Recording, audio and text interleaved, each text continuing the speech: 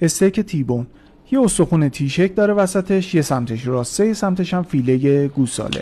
من با فلفل سیاه، فلفل قرمز، سیر، رزماری و روغن زیتون چند ساعت بهش استراحت دادم. فعلا نمک نمیزنیم. میریم واسه درست کردن پوره. سیب زمینی ها رو پوست میکنیم، همراه با نمک میذاریم کاملا بپزه. شیر و کره هم حرارت میدیم. وقتی که کره آب شد این دوتا رو با هم مخلوط میکنیم. من با ویسک دستی هم این کار انجام دادم، کاملا پورم یک دست شد. یه مقدارم پیازچه خورد میکنیم واسه روی پوره. خود استیک هم من پخت اصلیش رو روی تابع گریل انجام دادم که حالا توضیحات کاملش رو تو کپشن نوشتم براتون. یه چند تا خط بیفته و بعد منتقل کردم داخل تابع. کره، رزماری و سیر.